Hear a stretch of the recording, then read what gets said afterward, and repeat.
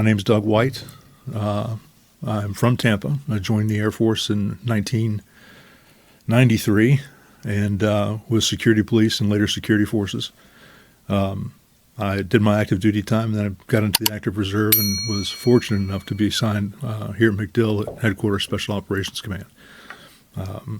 Full disclaimer, I'm not an operator. Yeah.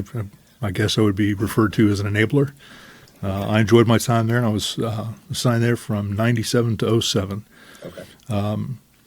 Went to work for a large-size sheriff's office here in Central Florida, and I was there from July of 98, and I just retired last July after 25 years to the day of service. Wow, 25 to the day. Yeah. So, I there was in the training division.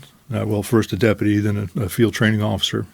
I love training, and I was recalled to active duty on 9/11, and Wow. showed up the next day at the command, and I was there for just over 37 months. So when I came back, when I was gone, I took plenty of time to study up on anti-terrorism, counterterrorism, emergency management, stuff like that. I always believed that if you wanted to set yourself aside from, I don't want to say your competition, but your peers, you had to do something extra. You know, being a military man yourself, when you're all standing in line with shaved heads and green uniforms, you all look the same. Yeah. Well, the difference is your boots. That's the only thing you really have control over. So I always wanted to go above and beyond to set myself apart. And doing the emergency management thing and coming back, I was quite the enigma to the sheriff's office because cops don't do emergency management or ICS. And if they do, they call it something else. Yeah. So because of that, I got very lucky and my ability to train and speak to people. I was selected to assist, and this was 2005, was selected to assist the office in rolling out active shooter training. It was 2005? 2005. Now, we had been doing active shooter in service and all that Columbine stuff. was in 99. Yes, we were doing it since late 99, early 2000. And not to the level that we started in 2005. Okay. It was in-service training, and this is, what you're supposed to do and stuff like that, but it really wasn't pounded in with shooting and movement and diamonds and immediate response and all this other stuff until 2005. And if I recall, it was a day of training at the range, just shooting marksmanship. And then was at the end of that day, it was moving in formation. And the next day, we would go to the jail, Morgan Street Jail, which was closed down at the time and empty. And jail cells on each side, it's nothing but a long hallway with doors. So it was the perfect training place to work on moving through. And did a lot of practice there, and then a lot of actual very good training with simunitions. It's amazing, even though you're with simunitions, to see what your partner is going to do when they start hearing even the muffled gunfire from the soap rounds from sims. It was very good training, very good training. Well, moving past that, I went to the training division, ran a couple classes through the academy, and came back out to the road as a field training officer. Was involved in a use of deadly force with one of my recruits that I actually trained in the academy. I had just come out of the training division, and he was, I think, in second phase of field training. So kind of a bond built there. Oh, yeah. But I can imagine. Moving forward, I went through the supervisory ranks. I ascended to the rank of lieutenant. And, I had a great career. Yeah. I mean, not without its side turns and back on track. But, 25 years to the day and 14 years of military service. It's really where I'm at now. Yeah, yeah. And I'm just enjoying retirement. Just to go back to 2005, I'm curious. The timing there is ironic for me because, number one, Columbine happened while I was in high school. I graduated in '99. And then 2005 is when I had finished. So I joined the Marine Corps in the reserves. I joined the Marines in '99, September 10th, ironically. And so September 11th happens, 2001. Now I end up re-enlisting to go active duty, and I do 4 tours in the regiment. I get out 2005, so about the same time you guys are implementing that. Who was it that implemented the additional or upgraded standard, and kind of how did that roll out? Like, I get what you're saying as far as how, like, what changed just on the day-to-day there for your training, but like going forward as a policy for an entire, like, all of the county, was it standardized, I guess is kind of what I'm looking for. Was there a very, if you're going into, there's many schools in especially here in Tampa, if you're rolling into every school there, are they all going to be trained to do the same or similar things? Was it that standardized, or was it just where you were personally at that kind of area was kind of focused on that? Well, I know regionally they were pulling out that training and doing it with every law enforcement agency that I knew of. So was that federal coming down? You say they? No. Okay. It was the sheriff's office putting together things from Resource, probably a lot of stuff from FLETC at the time. Okay. Yeah, I really don't know where all of that came from. It was already built out, and we were told, hey, this is how you teach it. This is what we're teaching, and the nuance here and there. And everyone at the time that was on patrol in the organization was trained. Everyone. I mean, this went on for 6 months. I mean, Okay. and then all the recruits got it. Imagine, yeah. And training has gotten so much better even since then. I mean, it was. I thought it was cutting edge then, but what they're doing now, and specifically, I can speak of my organization, my former organization. It is just amazing. I mean, amazing with what they're doing, the personnel they have there. I mean, they're second to none as far as I'm concerned. I mean, there may be some bias in there. I know a couple of folks there, and their command staff is good. I know their training corporal personally. Good people, man. Great. So obviously, with the background and the focus specifically for my podcast going to STEP, and securing our schools, which we know we've talked before about that. It's obvious that we need to have a standard that at least everybody is up to.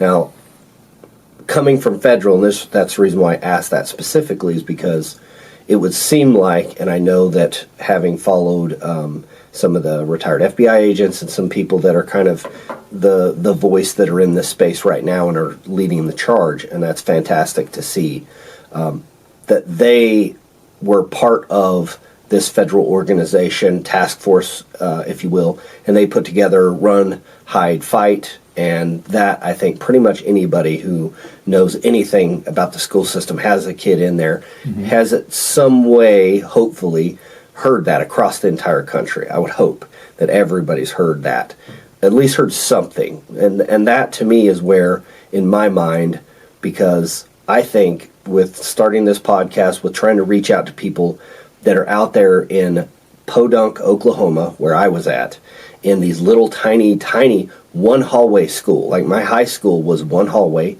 and there was like 10 classrooms in it, and then there was like the build engines and the tech side, and there's like another little tiny building out there with a hallway for that.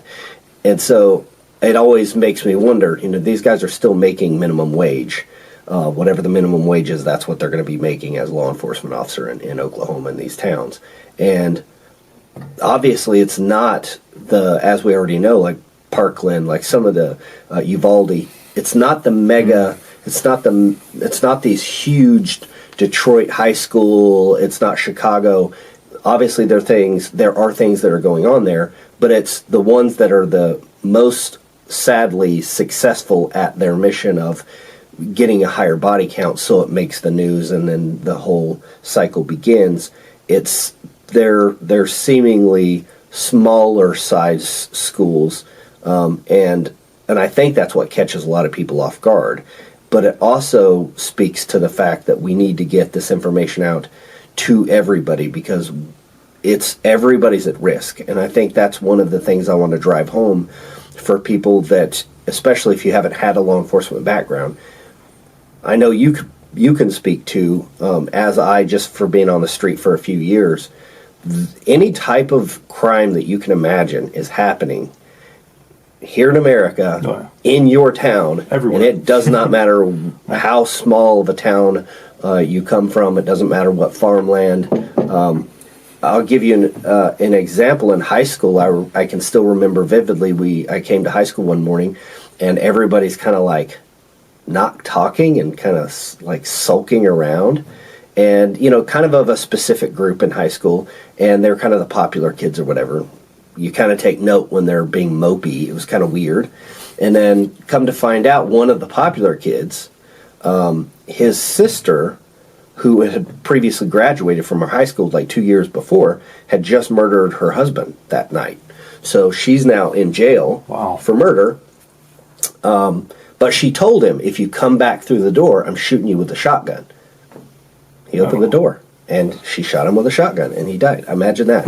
It was drugs, of course. It was all over drugs, and, she was actually trying to get off of drugs, but he was trying to keep them on drugs, and he was in debt for a bunch of money, and now it was a whole fiasco, was what I remember. But I just remember going, this is high school? We have one hallway. Like, literally, people are shooting each other with shotguns at home. I can't believe this is actually happening in my school. Now, pull that back to 8th grade, where I was in Oklahoma, about 40 miles from the Oklahoma City bombing. So I didn't personally feel it. I'd like to lie and say that I wouldn't lie, but I would like to say that I felt the tremor from that. But literally, people were like, did you feel that? That felt like a little earthquake bump. And I was like, what? And that was before we even knew anything had happened. And the kid, again, Oklahoma, the pothead kid from our class, goes to the library, comes back, and he says, there's a bomb that just went off in Oklahoma City. But he was the pothead. He always was high. Nobody believes him. And I bring that up for that reason. So we're like, shut up, sit down. Nobody's believing you, idiot. And he tried to play practical jokes, so we didn't listen to him.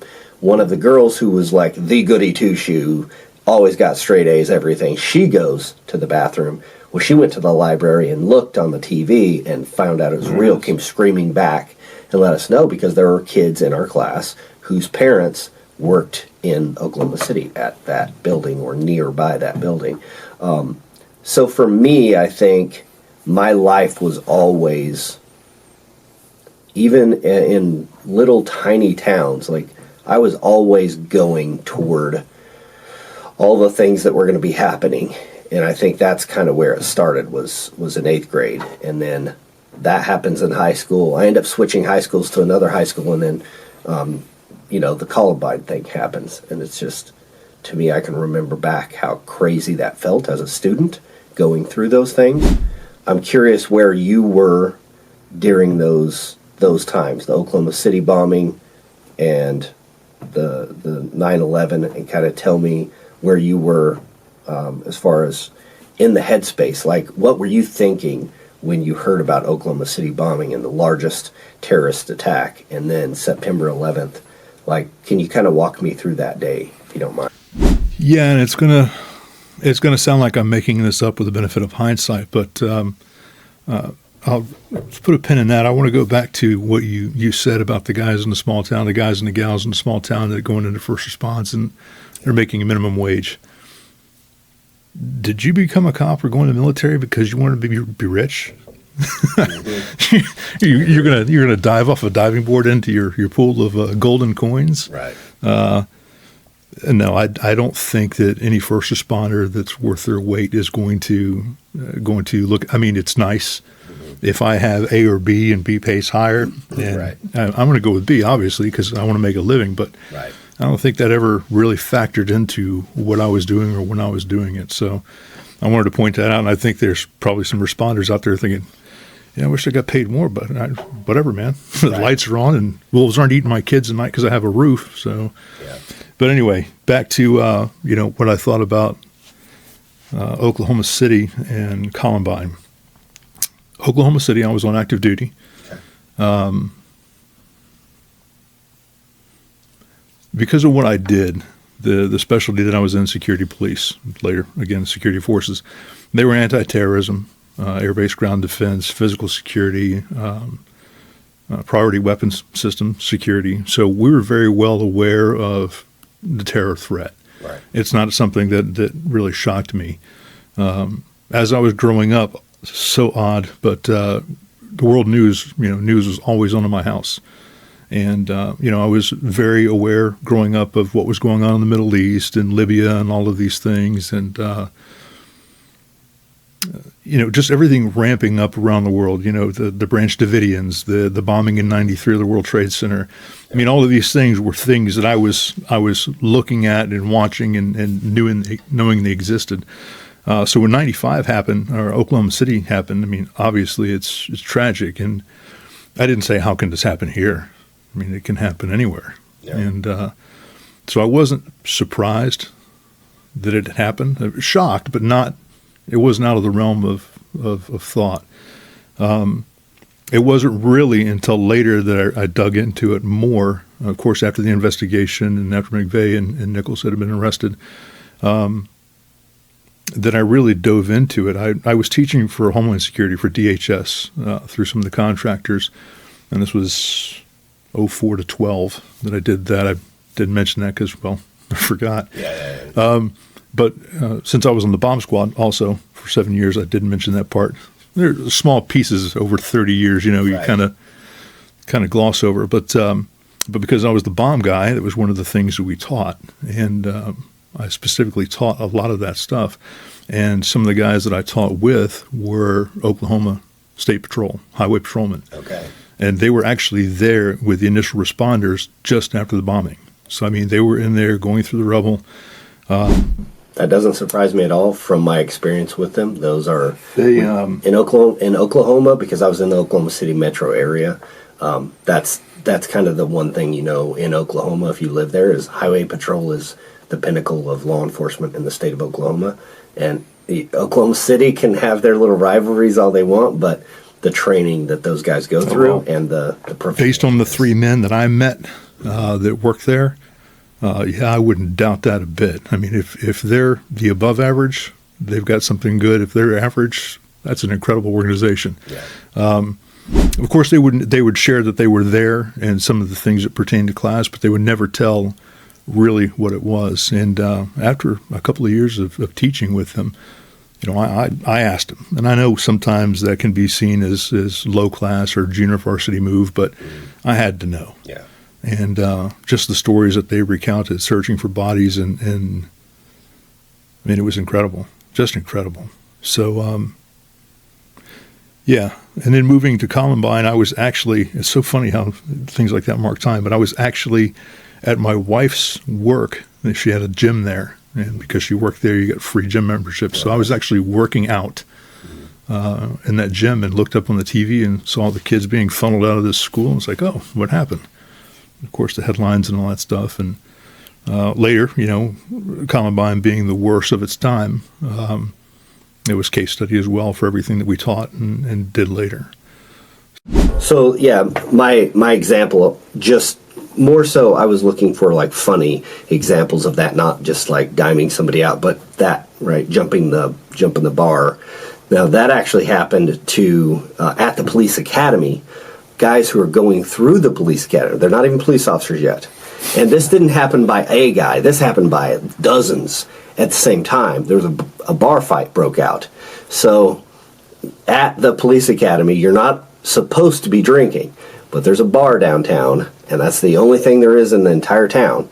So everybody goes to the bar. Well, everybody's driving their police car from their town, and these are all mostly, minimum wage, tiny towns. They get this police car, so that's what they have to drive, and they're all showing up. And they're not supposed to be there, and they go in, and somebody spills something on somebody else. Somebody says words, fists start flying.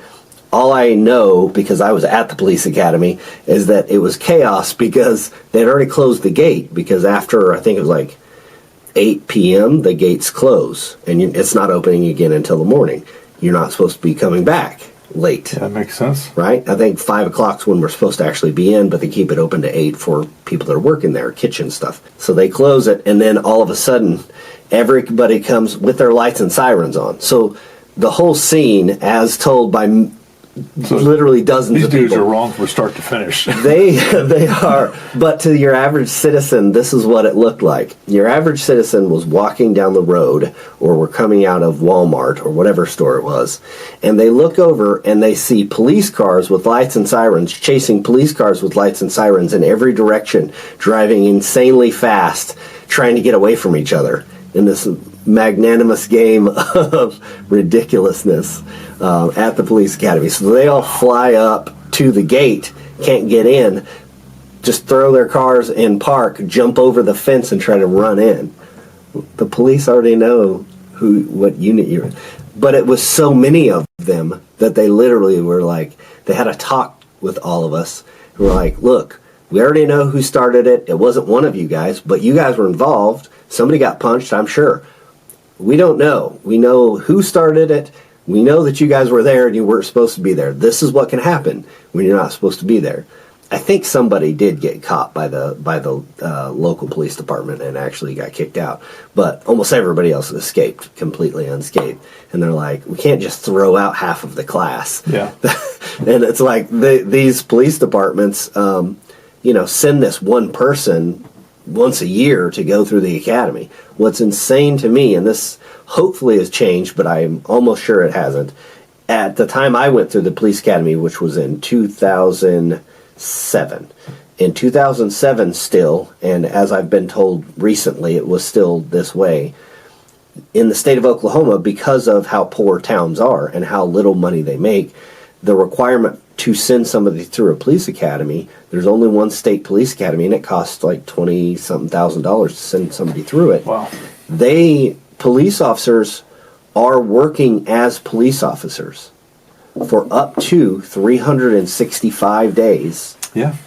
without any training. There are several states that will allow that. What My other states allow that? There was a point in time, Alabama, where I would Okay. teach at the Center for Domestic Preparedness, and it's right there in Anniston, Alabama. And some of the local cops, we got these guys almost a year. They can be hired doing law enforcement stuff for 1 year before they're required to go to and successfully complete the academy. And honestly, man, from Right. big agency, big town, lots of rules and all that stuff, I can't imagine the liability At all. I just that makes me a little nauseous, man. Yeah. And so it makes me wonder too, like we're hearing about, right, everybody's jaded by all these terrible cops having done them wrong one time. And you run into those people who might have actually for sure been done wrong by somebody in some little small town. But you hear that and you're like, well, holy crap, like I can't imagine what the turnover rate is in that first year where you go out. One of the guys who was at my academy, and the reason I'm bringing up that he was so completely physically unfit is literally when he fell down, he couldn't get up. And this guy was, super awesome, nice guy. But his dad was the sheriff. He was the undersheriff. He was going through the academy. And he was 360, 380, something like that. And he was like 5'4".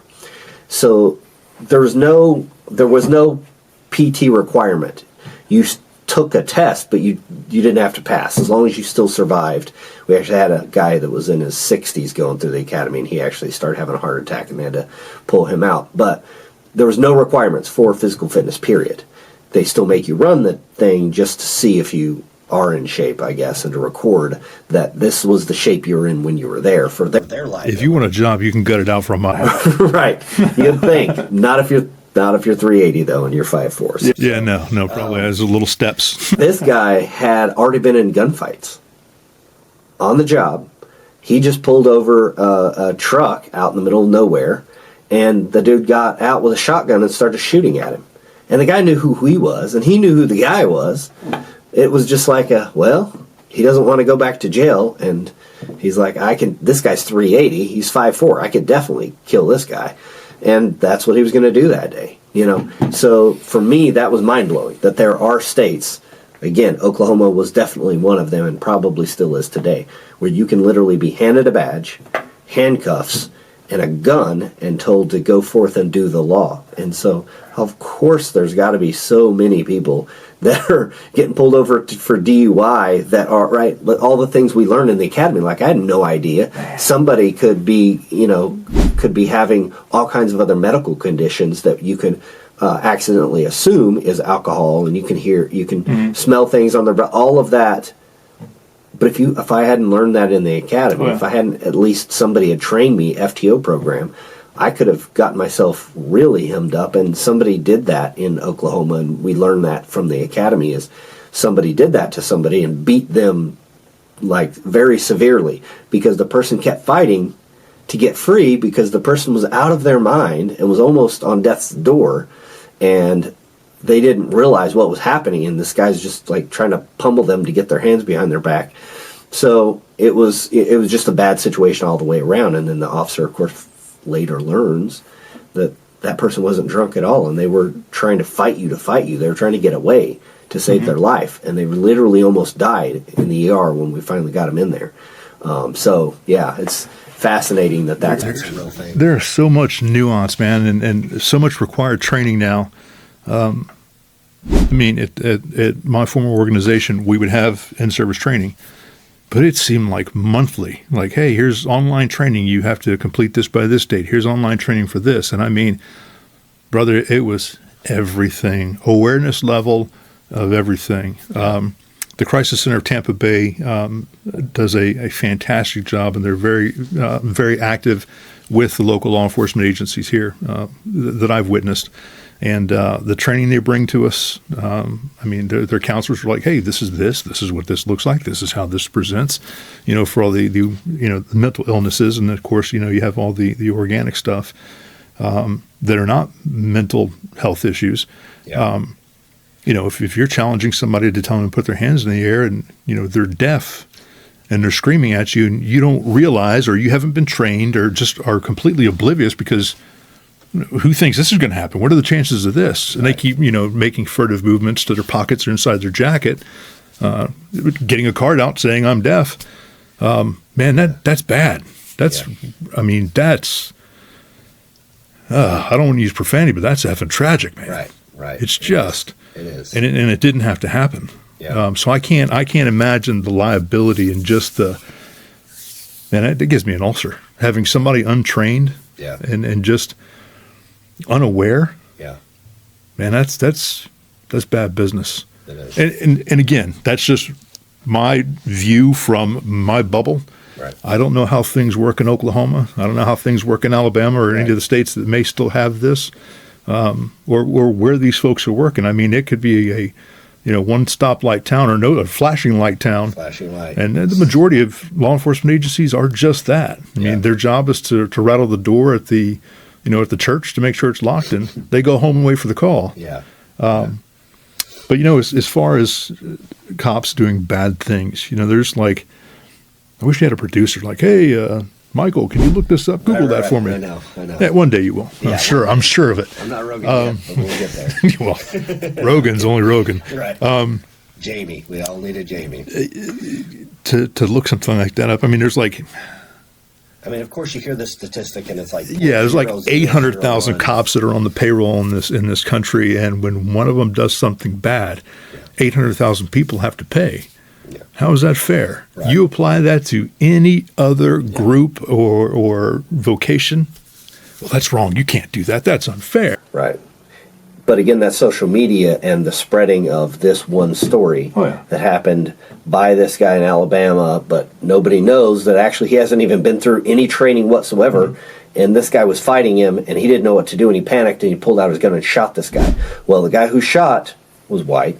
The guy he shot was black, and so there we go. So it must be a racist cop. This is all a race. And again, you actually find out the details, and it's like, well, this guy is completely scared out of his mind. He doesn't know what he's doing. And this guy, he knows, just got out of prison, isn't wanting to go back, already threatened his life, and he pulls out a gun and shoots. And automatically everybody's declaring racism, and it's all this institutional. I think that's a dangerous thing, and I think getting into even this conversation is dangerous. My social credit score is going to plummet.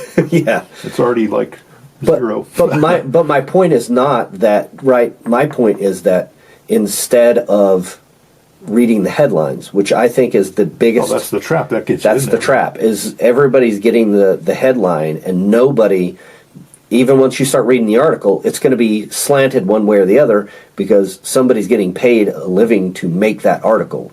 So no matter what, even if it's somebody who's trying to tell the truth, editors are still going to edit it however it needs to go out for that organization.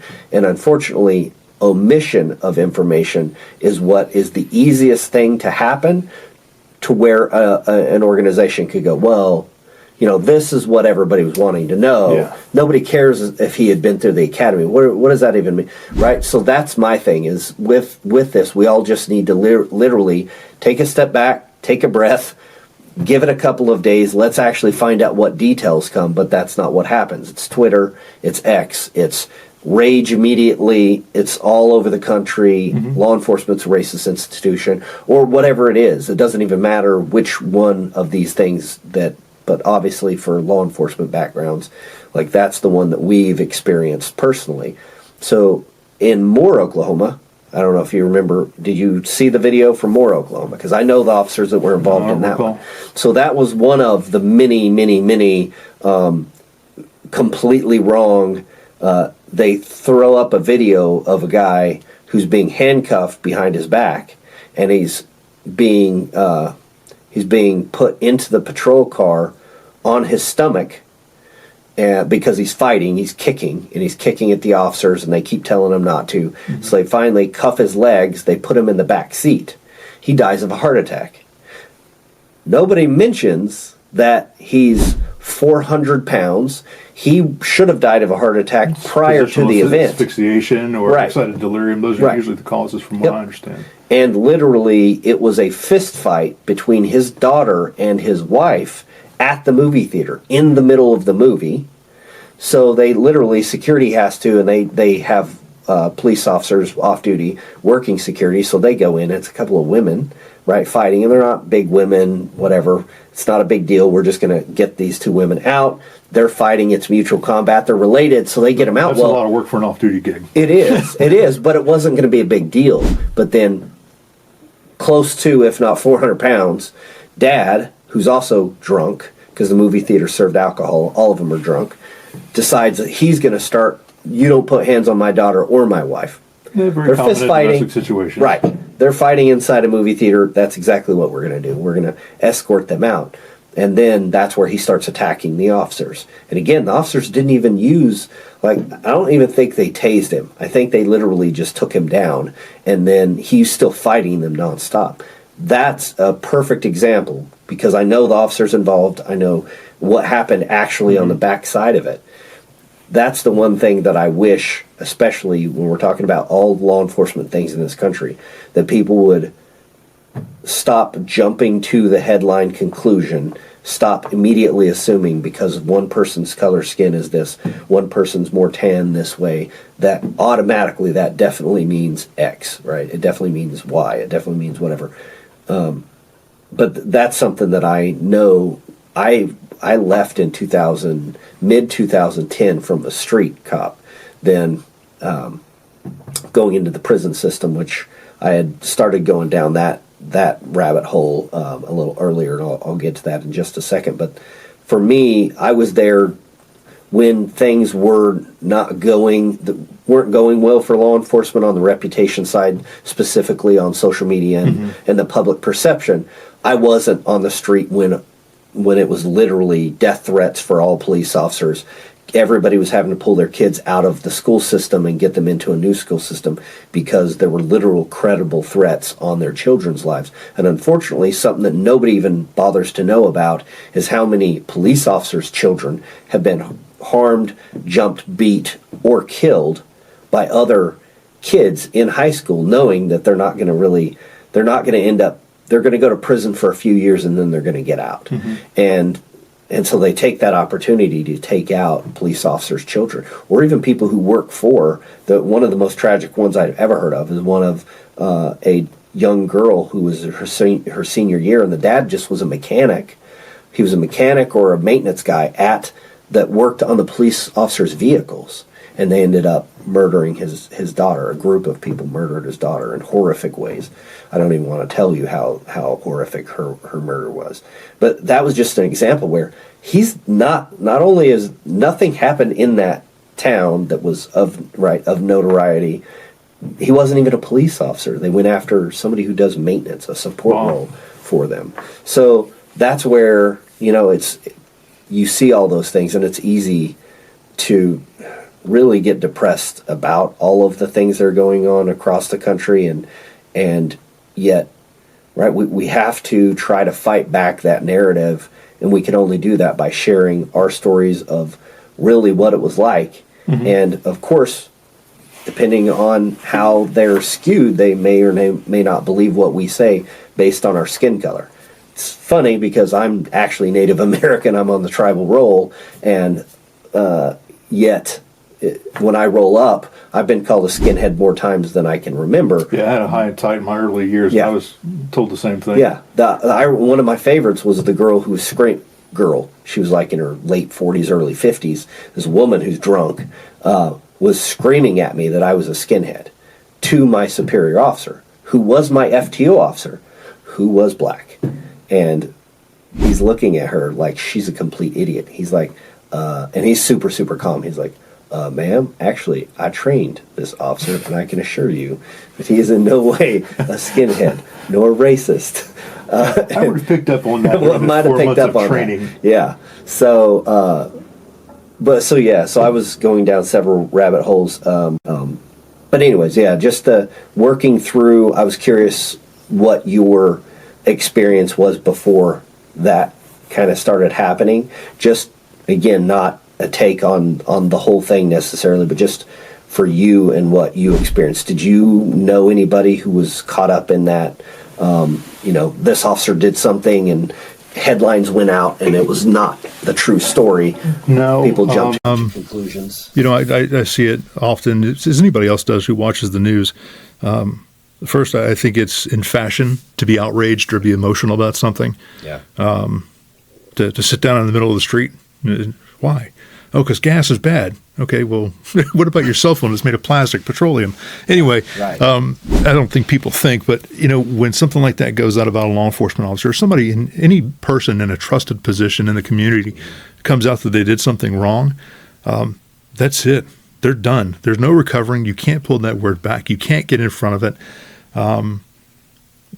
Depending on what it is, that person may have to move, uproot their family. I mean, Bro, it's unfair. Yeah. I think for me and my experiences, anything that we did experience, anything that was, use of deadly force or anything like that, our PIOs and our command staff, they got out in front of those things like quick.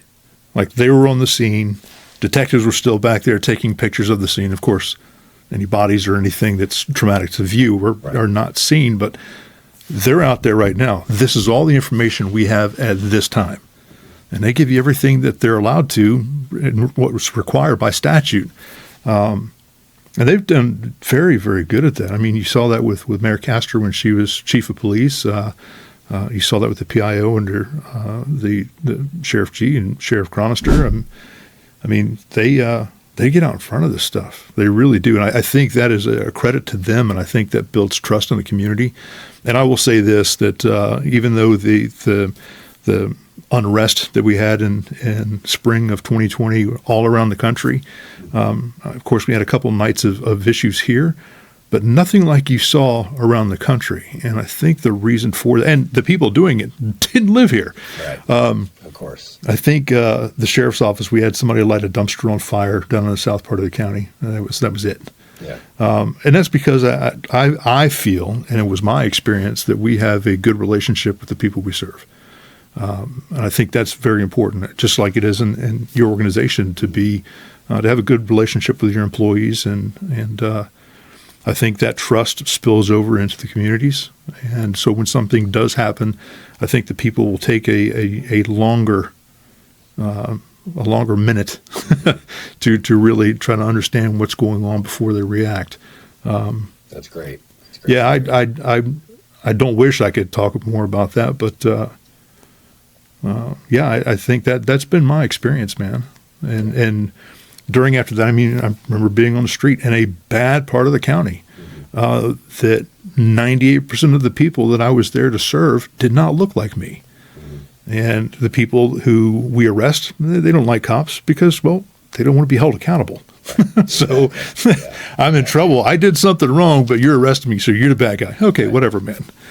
We don't need to go back when you should have learned right from wrong when you were 3. But the people who do respect us and want us there and value what it is that we do for the community, thank you for your service, this and that. We really appreciate it. Thank you. We're behind you. Can I cook and bring food to the district office? That's awesome. I don't know of any district in the sheriff's office that I worked at that never had food or baked goods at any time. I mean, it's ridiculous. Really? Oh, yeah. Yeah, we'd have restaurants come and set up, like a mobile pizza oven and just cook pizza for us all afternoon. I mean, it's nice. Yeah. And to be able to enjoy that in, at one point we were the 12th largest sheriff's office in the country, or the 12th largest law enforcement agency in the country. And to be able to have that type of credibility with the community and within the organization, bro, that's ridiculous. Yeah. You don't see that. Yeah. That's mythical. It goes against the narrative too, right? That unfortunately has been pushed, and a lot of kids have fallen into the trap of believing that that's the widespread. That's where it is everywhere. And I'm glad you said that about Hillsborough County, because here in Tampa where we live, when I first moved into the area, I just didn't know. I know there's Tampa PD driving by. I see Hillsborough County. I see Pasco County, and I'm right here between the divide of Pasco County and Hillsborough County. But I was impressed by every time that I've ever seen officers. They care about their appearance. They appear to be in shape. They appear to be professional. All the things that I can physically see just by interacting with them, seeing them at gas stations, seeing them on calls, usually car wrecks, of course. That, I think, it's really hard to break down that barrier to prove somebody wrong. But the second that you need their help and you need to call law enforcement, you find out real fast. This happened to me. This actually happened about, 6 months ago now. Some kids came through our neighborhood and they went and checked door handles, right? In Oklahoma, every single night, no matter where you are, somebody's checking your door handle. That's how it is in Oklahoma, period. Here, that's only happened once that I know of, and we've got active law enforcement, retired law enforcement in our community. My neighbor's Special Forces former dude. So it's like we got a ton of military law enforcement and active law enforcement in our community here. Safe place to live, but still getting door handles checked. And my sister-in-law, who was just traveling up here and visiting, left hers unlocked. She didn't have anything really inside. They stole one CD out of her vehicle or whatever. But still, the law enforcement, we didn't know that had happened. We get a knock on the door, and it's Pasco County, because it's Pasco. Door's open. Can you check to see if anything's missing? Exactly. This is what happened in the neighborhood. Oh, and the door wasn't open. They just wanted to check because a lot of other people. So we did. My point is that was the first time that I was interacting on a personal level with them, and that was Pasco County. Still very much impressed. I've also had definite interactions with Hillsborough County as well, and getting to ride with Tampa PD with Night Watch on the A&E channel and doing that was a blast, and that was a huge eye-opener for me as to what a crazy difference there is between what I was experiencing in Oklahoma versus what it was like now. In 2016 was the year I was riding with them, and I was providing protection for the camera crew. I was the driver.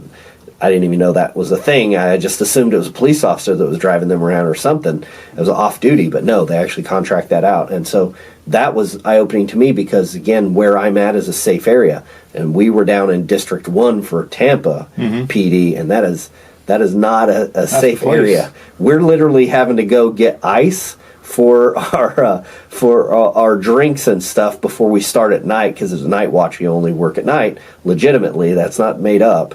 And so we go to the gas station, and every single time they would want me to take them down to the gas station, because there was always some like homeless person who's talking to themselves and getting angry, and or people literally having fist fights, just homeless people who just met up there, got into an argument, and then had a fist fight right there, right next to them, while they're just trying to load ice in their vehicle.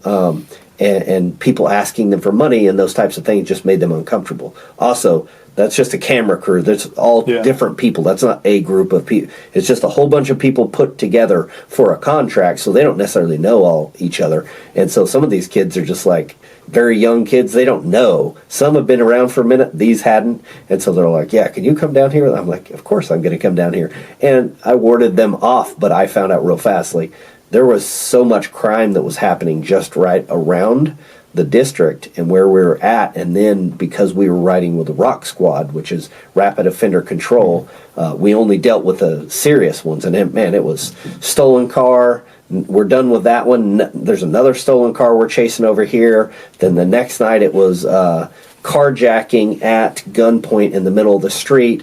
Now they crashed already. We're headed to the apartment complex they crashed into. Now we found them. They're on top of the roof. The helicopters finally got them. We don't know if they're still armed with a shotgun they pulled this guy out with. It was insane. I think the Bucks thing is a myth. Not a myth. It's a hypothesis. I have zero data outside of my own experience that this is actually a thing. But, when it's an away game, everybody's at home or everybody's at a bar and getting liquored up. And next thing you know, they're mad at a player on the Bucks or the Bucks all together, and they go home and there's a domestic issue. Yeah. What about when they won the Super Bowl? I'm curious. Was that a wild night for anybody? No, not that I recall. So it's not like isn't it Detroit that? Yeah, we're not setting fires here in Tampa. Come on, man. Come on. I was curious though if there was a huge uptick specifically when they finally won the Super Bowl after a few years. No, I mean the business of law enforcement in this county, well, my county, not this county, whatever, in my county, I know a lot of the people who work at each of the agencies, to include Tampa International Airport Police. The last two chiefs of Plant City were retired from the sheriff's office, and I knew them both incredible men. I mean, just incredible is a short sell for either one of those guys. I think we keep a pretty good handle on everything. We'll see numbers drive sporadically, and then of course we'll modify shifts and put people in those areas and saturate and deal with those problems. We get a task force, and it's soon gone away. I don't recall an uptick because of something happening.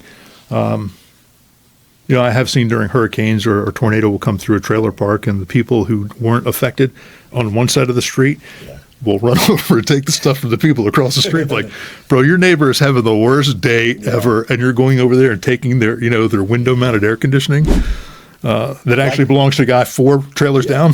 Like they won't notice? Yeah, like come on, man. Like insurance will take care of this. That's not the point. You're robbing your neighbors, man. Wow, that's No, I we could get into stories that just, man, one day, I don't know how much of the story I should tell. I'm all ears. One day, my dad went on a ride along with us, and this is before I started promoting and all that stuff. I was. Were you bomb squad at this point? Where oh yeah, I was in the bomb squad at the time. We weren't a full-time team though, so I was still on patrol. And I was one of the senior guys on day shift. I mean, I got promoted at 12 years on. Yeah. So 11 to 12 year range. I was one of the senior guys. My dad went on a ride along, and he knew the deputy he was riding with, who was a friend of mine, who was also, like myself, a very, very, very active patrolman. Right. I really enjoyed patrol until I didn't. Right. I think everybody does. But we had a guy in an ice cream truck and I'm serious, an ice cream truck, not a van with an ice cream cone painted on the side, but a truck. It goes into a gated community, and this woman is walking with her child, and the report we get from the woman is she told the man, you can't be here. This is a gated community. He lifted up his shirt and showed her a pistol and said, I'll kill you and your kid. And, of course, they said, hey, we don't want any problems, and walked away, and he starts driving off. Well, they call us. Now, I don't think I have to point this out to you or any of your listeners, but ice cream trucks do something that no other vehicle does. And that's make noise. Yeah. They play music. Right. They're not hiding from anybody. Yeah. So deputies converge on the scene, and everybody's like, I'm on this street, I'm on that street, I'm going east and west on this street, and yada, yada, yada. And I'm doing this to the mic, like, stop walking all over each other. Just get there and shut up. I have a screen here on my computer that shows the cars moving around. We know what's being covered and what's not. So I finally get on the radio and I said, everyone stop. Park on the side of the road, roll down your windows and turn off the engine. You will hear an ice cream truck. And it was complete silence. It's like why, how come nobody thought of this, man? I'm driving myself nuts trying to get on the radio. And as soon as I do that, I'm sitting there and, I hear the, pop goes the weasel down the street, and I look down and there's an ice cream truck, and I'm about 3 blocks away from from where it happened. So, I was tactically sound. I could look at problems, and it was kind of like the Matrix to me, kind of like my wife is with math and numbers. I look at a situation, and I've already got the tactical plan figured out, and I can tell it to everybody, and I can act it out, and I'm ready for just about any eventuality most of the time. On a lot of the times that I didn't use that was brute strength and gross negligence, and it just always worked out. So I go driving down the middle of the street to this ice cream truck. Of course, I get on the radio and say, this is where I'm at, and here's the ice cream truck. And I stop the car, and I get out. The truck is still moving. I get out, and I pull out my pistol. Now, because I know this guy's armed and has already threatened a wife, allegedly has threatened a wife and a child, or a woman and a child. And at the time, I was carrying an H&K Custom Combat. Beautiful gun, and it's bigger than what you would see as a Glock 19 or something like that. So I would imagine from his vantage point, it looked serious. So I put my hand up, and I've got my pistol by my side, and he keeps driving, and I do this, which is the universal sign for stop. Yeah. So he stops. So I walk up to the side, open the door, and I pull him out, have him lock his fingers on the back of his head, and I push him up against the truck. I don't slam him or anything. Right. I've got his hands. Yep. I holster my pistol, and I reach around on his front, and I pull the pistol out of his waistband. And of course, I'm giving him instructions, and I'm telling him if he moves towards the gun, bad things are going to happen. And specifically, this is what's going to happen. And I reach for the gun, and I see somebody in my peripheral. I see deputies coming down the street, and I see somebody walk up behind me. Well, I'm assuming it's one of my zone partners. I hand the pistol back. It kind of leaves my hand, and I go up and I handcuff the guy. Blah blah blah blah blah. Pat him down, take the magazines off, and I was always used as the enforcer. And then when everything else was done, somebody else would come in and take the paper.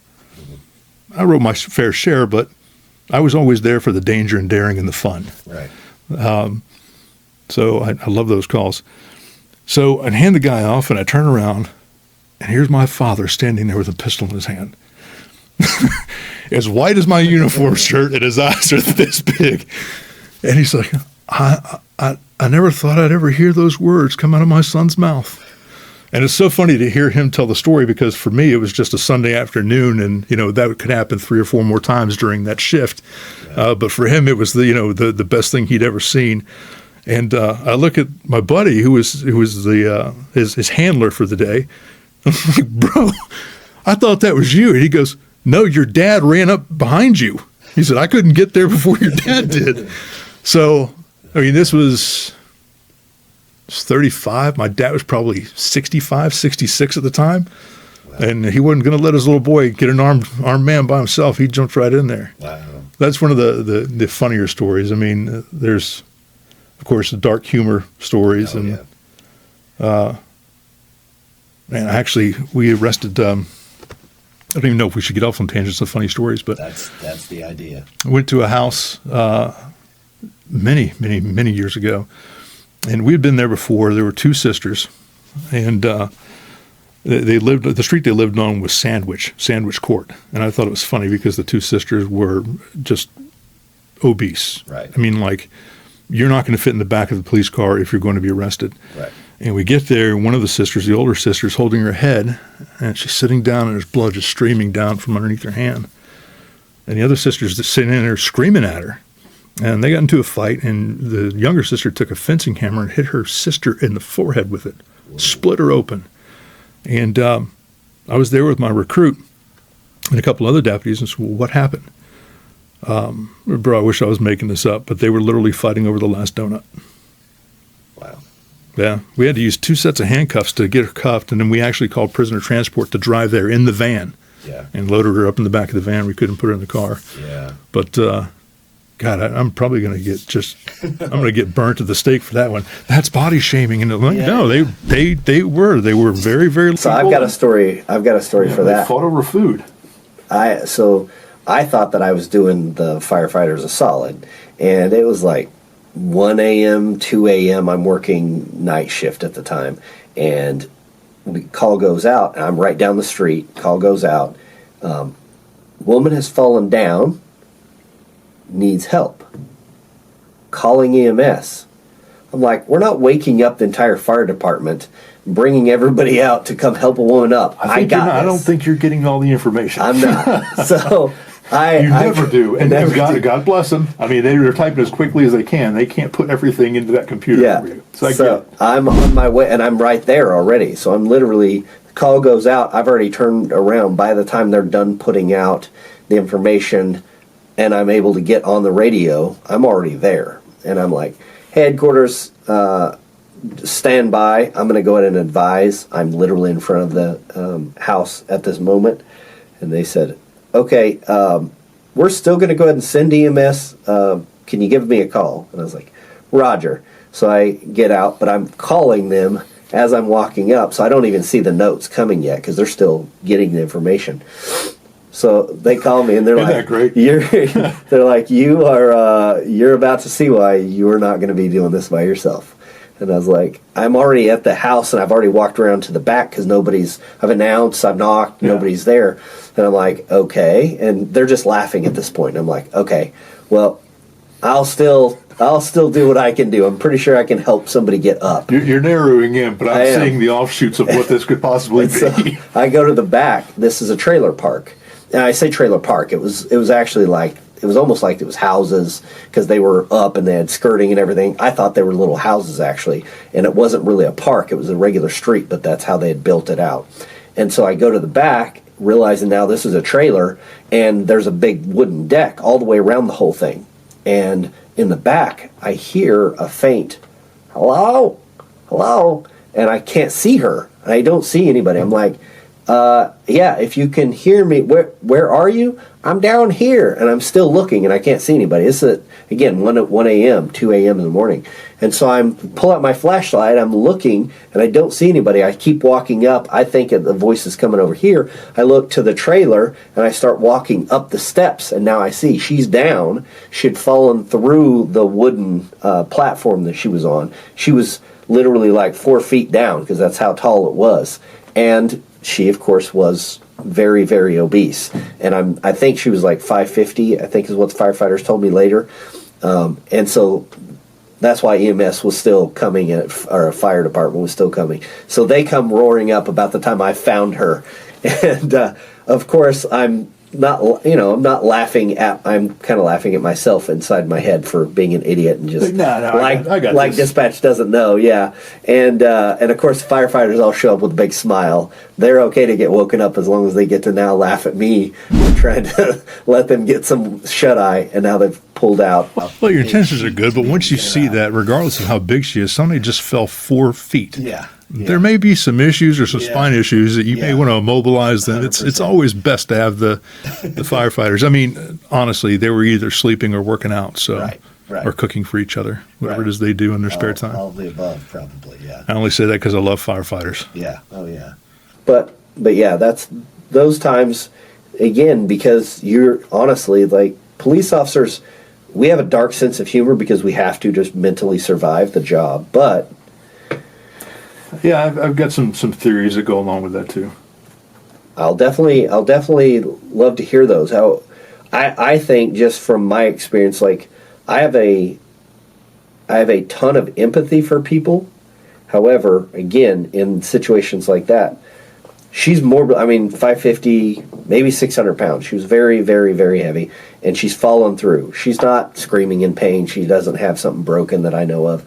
She's just fallen and just needs help. I'm sure up. she was very embarrassed too. So. I'm sure she was, and that's the thing is like, right, I keep in my bearing. The firefighters keeping their bearing. It's after the call that any ribbing goes on between us. Same with other police officers. Something along the lines of when the ambulance goes, well, hey, bro, did you get her number? Right, exactly. Did you get her snap? Exactly, yeah. But that's the thing is, people also think that a lot of times that police officers, they hear stories from police, and we don't, right? The two sisters on Sandwich Street that are fighting over a donut and hits each other with a weapon that can kill their sister, right? Trying to cave her head in. And as a human, you see that, and you're just like, what? Serious? It's it was happening? like, this had to be big. No, Right. No, it was literally, and it wasn't even a sprinkle donut. It wasn't even a good one. No, It wasn't even a good one. there's the humor. Exactly. So, I think with the humor, Yeah. obviously humor, it certainly breaks stuff up, gives you something to laugh about, takes your mind off what you're doing. And I think after a while, that type of humor just becomes acceptable. It's part of, I think it's, I don't want to say indoctrination because it almost sounds like a brainwashing, but it's part of the rites of passage. I mean, you have people in a profession that are like-minded, who are empathetic, who went in that profession, I hope, to help people and to serve people. And when you get to that place, you're all put in the academy together. You experience this together. You experience hardships. I mean, it's just like the military in the sense that you are building a bond and esprit de corps with the people that you are with because of what you're going through and the organization that you work for and represent. yeah. So those are very strong. You're looking for your if you're younger, you're still looking for your adult identity. This may be your first real job outside of college or, being lower enlisted in the military. So you're switching to find out who you're going to be. And you see all of these, from 3 years to 25 years, this different span of stoicism and saltiness. You've got to find your spot in there. And I think, and I've actually had this conversation with several of my buddies, that, you and I sitting down having a conversation about something trivial to us that was, a call in the day. Like, say, I'm going to give this just as an example. Traffic fatality in the middle of an intersection where, an entire family in a car was, not going home. Right. That's tragic in every account. Every account. Yeah. And, of course, there's no jokes being made about that. Yeah. But we're having a conversation about, this is where it was, and it's very, very sterile. There's really not a whole lot of emotion that goes into it. I mean, we don't even say somebody's dead. We have a signal code